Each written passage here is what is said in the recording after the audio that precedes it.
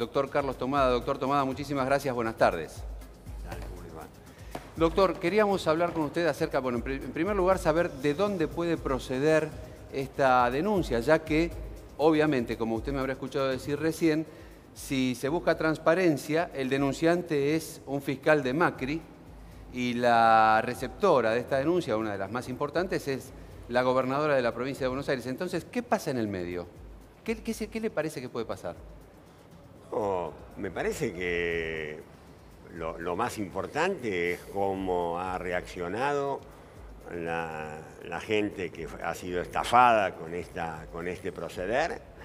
Y yo diría que a partir de ahora lo importante es que se investigue. Yo no me voy a sumar como hicieron ellos permanentemente, a campañas que hasta que no se tenga mayores certezas. Creo que en este caso hay ya a esta altura demasiados casos comprobados. Me parece que esto que está haciendo la gobernadora es jueguito para la tribuna. Creo que realmente me causa un poco de sorpresa cómo el tema de la responsabilidad política ellos ahora parece que lo abandonan, ¿no? Parece que van a empezar a tirar todas las responsabilidades hacia abajo y que paguen la responsabilidad quienes han sido los autores materiales en forma directa. Me parece que no es así como se debe resolver el tema, pero yo prefiero dejar avanzar a la justicia para que podamos hablar, en mi caso por lo menos, sobre algo firme. O sea, limitamos esto a una campaña, digamos, del partido gobernante, una campaña demagógica en todo caso. Podríamos, no sé si llamarla demagógica, me parece que ellos se les escapa todo por todos lados, me parece que hay una falta de eficacia, de idoneidad y de valores de la democracia muy grandes. Yo creo que no han sido solamente estafadores electorales en términos de su incumplimiento de las promesas, sino que la otra gran estafa es contar que eran el mejor equipo de los 50 años. Me parece que ¿cuál es la principal falencia de este gobierno? La falencia, la principal. ¿Y qué es lo que le faltó? La principal falencia para mí de este gobierno es su orientación. Para mí lo peor que este gobierno tiene es cuál es su orientación ideológica. Ellos han venido a bajar el salario en la Argentina. Ellos han venido a modificar la relación de fuerzas en nuestro país a favor de los que más tienen. Ellos han venido a modificar la relación entre el capital y el trabajo a favor del capital. ¿Y qué le faltó a este gobierno? ¿Crees que le faltó consenso? No, yo creo que les duró poco, porque hicieron un mal diagnóstico sobre el estado de conciencia colectiva de nuestro pueblo, sobre la memoria, no digo política partidaria, estoy hablando de la memoria de lo que es la defensa de los derechos. La Argentina tiene una larga historia en ese sentido y ellos creyeron que al calor de su discurso electoral, al calor de la gran cobertura mediática de los grandes medios, habían logrado instalar una suerte de sentido común, como que todo lo que hiciera el macrismo iba a estar bien, y lo que han hecho esta derecha, este proyecto neoliberal, lo que empieza a encontrarse son con los límites. Tocan los límites, ¿por qué? Porque cuando avanzan sobre esos límites que tiene nuestro pueblo, hay una respuesta. Pero la gente ya no les cree, diputado Tailade. ¿Cómo le va? Buenas tardes, gracias por estar aquí. Gracias. La gente ya no confía en el gobierno, incluso los mismos votantes. Sí, que no quiere decir, no quiere esto, o mejor dicho, no necesariamente se va a traducir en un resultado electoral el año que viene, porque falta mucho y el voto se define por distintas razones, pero claramente no hay confianza. A mí me parece que la población argentina en general nunca les creyó demasiado. Tenía una necesidad de creer en lo que ellos planteaban, en ese horizonte. Pero hoy lo único que está planteando el gobierno es ajuste, achique, digamos, sangre, sudor y lágrimas, digamos. Y la verdad que la gente eso no le me parece que muy simpático no le va a caer. O sea, ese horizonte de esperanza que en algún momento pudo haber tenido el gobierno en la gente, ya no lo tiene. Ahora vamos a hablar sobre si esto puede retornar o no. Pero mientras tanto, ustedes saben que en pocos minutos va a hablar el presidente y en el lugar está nuestro compañero Fernando Moreno. Fernando, buenas tardes, adelante. Venimos. Obvio. Hola Claudio, ¿qué tal? ¿Cómo estás? Buenas tardes a vos, equipo China, a todos los demás. Hola, Fernando. Estamos junto a Roberto El Tano Di Sandro. Hola, bien. Junto a ti, Bacar. Decían, va a comenzar la conferencia. Parece que sortearon a 2 o 3. Decía, por lo menos para nosotros, periodistas, ¿no? Que Crónica salió en ese sorteo famoso que va a hacer las preguntas. Salimos sorteados, así que el Tano va a ser el responsable, ¿no, Tano? ¿Qué tal? Sí, es cierto. Sorprendió, pero el sorteo es justo. Una vez nos tocó.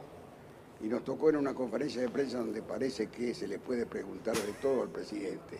Lo cual significa que le vamos a preguntar de todo. ¿Qué te parece, Natalia? No, me parece muy bien. Sí, bueno, fue un sorteo alrededor de 70 periodistas que se dividieron por grupos, ¿no? Porque van a estar los medios gráficos, los canales de televisión, las radios, los portales de internet. Así que, bueno, mucha expectativa por lo que va a decir el presidente Mauricio Macri. Seguramente el tema económico, la inflación, va a estar entre los temas principales que va a hablar hoy el presidente de la Nación. Bueno, volvemos al piso. En cualquier momento, obviamente, vamos a regresar ya con la palabra del presidente. Bueno, Fernando, muchísimas gracias. Perdón. Bueno, está por supuesto con nosotros también el doctor Aníbal Ibarra, a quien saludamos y agradecemos por estar. Muchísimas gracias. ¿Qué tal? Doctor, siguiendo con el tema que estábamos conversando recién, la última pregunta fue si existe la posibilidad de que retorne la confianza en este gobierno. Yo lo veo difícil porque las políticas económicas que implementó este gobierno nos llevaron a esta situación. Entonces, cuando desfinancian al Estado, eliminando retenciones, y entonces para cubrir el déficit no son inversiones productivas, es endeudamiento, esto es una bola que va creciendo y sumado a las tasas de interés, a la apertura de importaciones, es la situación que hoy tiene el gobierno.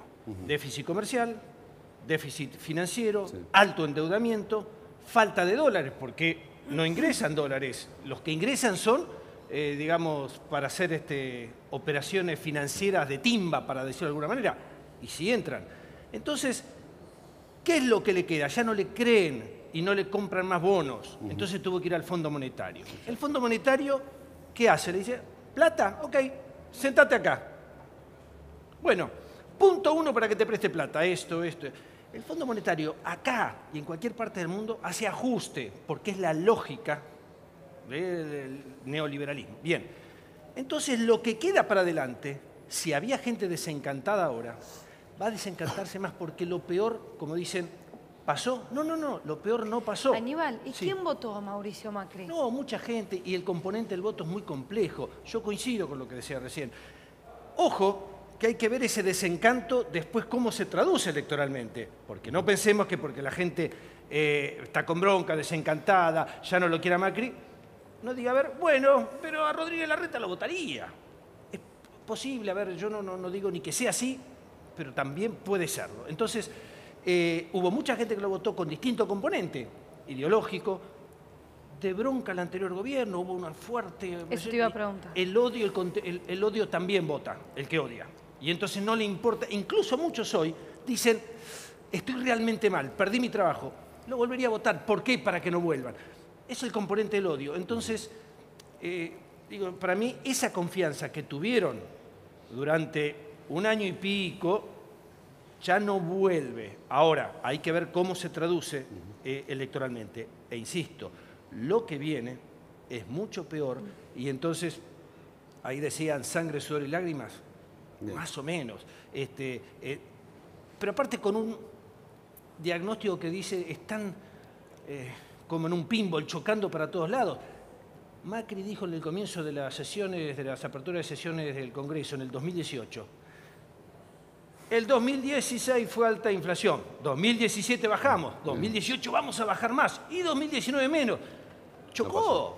Perdón. Doctor Tomada, usted con la experiencia que tiene en el Ministerio de Trabajo, estaba leyendo por allí que había manifestado que los paros no llegan a nada si un gobierno no escucha. Este gobierno no escucha. ¿Para qué son los paros entonces? Bueno, me parece que los paros no es... Los paros son para que escuchen. Claro. Y este gobierno no escucha, bueno, vamos a ver cuánto no escucha. Por lo pronto, porque la verdad que ese zócalo ahí de la sangre, sudor y lágrimas era tan previsible que más vale que lo aclaremos rápido.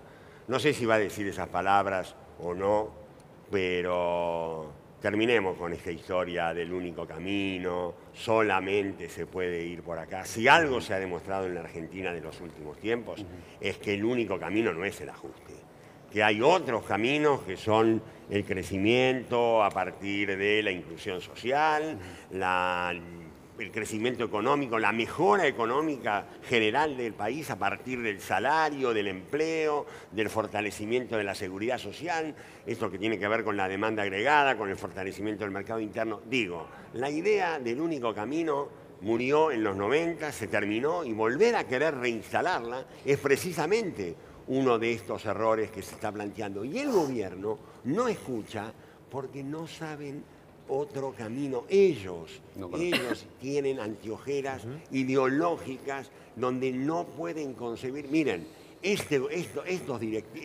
equipo de gobierno, el macrismo, si hubieran agarrado el gobierno en el 2003, también hubieran ajustado.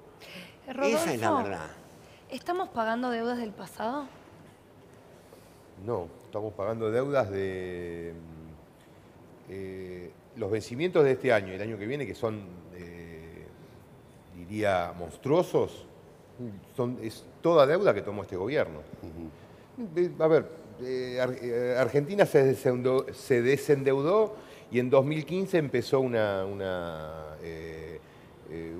proceso opuesto de endeudamiento compulsivo, vertiginoso, que terminó en una crisis. Es decir, la crisis económica que vive nuestro país, más allá de las políticas cerradas, del cambio, digamos, del modelo, de la orientación, el detonante de la crisis, como creo que todas las crisis argentinas de su historia, es una crisis, la crisis más grande, es una crisis de deuda. Y ese problema no lo teníamos hace 2 años, porque no estamos hablando hace 20. Hace 2 años no teníamos ese problema, lo generó se lo autogeneró el gobierno, y estalló en mayo. Así que el muerto exclusivamente hay que atribuírselo al presidente Macri. Recién le preguntábamos al doctor Tomada sobre elementos relacionados precisamente con el trabajo, con la evolución de la inflación y a dónde vamos el deterioro. Le pregunto a usted, que fue ex inspector general de justicia, es decir, estuvo sobre las marcas, las empresas, etc. ¿Qué opinión tiene sobre la relación entre las grandes empresas, las multinacionales y el presidente? ¿Qué opinión? Porque dicen que hay acuerdos justamente para favorecer a los grandes empresarios, etcétera, etcétera. Mire, voy a contar lo que escuché hace 24 horas o un poquito más en la televisión, en un reportaje que le hicieron a Víctor Fera, que es el presidente de Maxi Consumo, el supermercado mayorista. Bueno, Víctor Fera le mandó, todo esto lo entendí ayer, lo anoticié ayer, le mandó una carta al presidente de la Nación pidiéndole una entrevista personal. El presidente le mandó la carta a Federico Braun, el secretario de Comercio, diciéndole, atendelo, que no sé por qué quiere venir a verme. Fera dijo que la reunión con Federico Braun duró 40 segundos. Se sentó, le dijo, buenas tardes, ¿cómo le va, señor? Le dijo Braun, ¿por qué quiere ver al presidente? Mire, quiero verlo porque quiero comentarle por qué las grandes cadenas de supermercados le están robando a la gente, por qué no hay competencia y por qué... Gracias, señor, listo, buenas tardes. Ya está, suficiente, yo le digo al presidente esto. 40 segundos se tuvo que... O sea, ni siquiera este sinvergüenza de Braun, que ya... Digamos, ya todos sabemos que trabaja para las grandes cadenas de supermercados. Para el tío, fundamentalmente. Sí. Ni más ni menos. Sí, y también digamos, el tío, pero también, digamos, él, bueno, ¿no? Sí. Ni siquiera, no es que, a ver, le dijo, bueno, vamos a pasar 20 minutos, a ver, contame a mí por qué le roban a la gente, en todo caso se lo traslado. Ni siquiera quiso escuchar eso. Eso me parece que es un ejemplo redondito de cuáles son los intereses que defiende este gobierno. Doctor Ibarra, usted tiene... Sí, quería aportar algo. Perdón. No, quería aportar a lo que habían dicho recién, de si paga deudas del pasado, la pesada herencia, etc. Alguien dijo ahí, el problema no es la herencia, sino el heredero. Es decir, veo como cuando un hijo, una hija, un yerno recibe una fábrica, una industria de quien la construyó y la dilapida en poco tiempo, bueno, esta ¿Pero es la cuánto situación. tiempo te lleva recuperarte? Bueno, muchísimo, ese es el problema. Pero además quiero dar un ejemplo. ¿Qué pasó en la Ciudad de Buenos Aires cuando Macri era jefe de gobierno? Contexto nacional, crecimiento de la Argentina. Crecimiento, ¿qué quiere decir? Ingresos, los impuestos generan recursos a la ciudad, o sea, una época de bonanza. Bien. ¿Cómo recibe la ciudad Macri? Con superávit. Todos los años que gobernó, menos el 2010, gobernó con déficit. O sea, el déficit lo generó su gobierno. ¿Y cómo lo financió? Con deuda. En la Ciudad de Buenos Aires, 2.000 millones de dólares de deuda, donde venía con superávit la ciudad, él genera el déficit y financia con deuda. Doctor, entonces corresponde que la oposición haga un gravísimo examen de conciencia, además de debatir, parlamentar, si el peronismo es kirchnerismo y viceversa. Porque en realidad en Capital Federal y en el país, a Cambiemos lo votaron hasta los trabajadores, ¿no? Sí, sí, por eso digo que el voto en sí, y lo dije al principio, es un voto complejo. No es, a ver, incluso el tema de la deuda no se ve cotidianamente hasta que no estalla. Si esto genera intereses, ¿qué hacía Macri en la Ciudad de Buenos Aires? Déficit. Entonces iba y emitía bonos. Quiero decir que durante mi gobierno no se emitió un solo dólar en bono, uno. Pero él emitía bonos. Le vencían. Otro bono. Bien. Pagaba. Le vencían. Y así yo les doy una hora de tiempo con el Google que me digan en qué obras invirtió los 2.000 millones de dólares. Bien, doctor, discúlpeme un segundito. Sí. Tenemos que volver a tomar contacto con Fernando y Natalia, que están en Olivos. Adelante, chicos. Claudio, sí, estamos en la dulce espera. Si se quiere, faltan apenas 4 minutos para...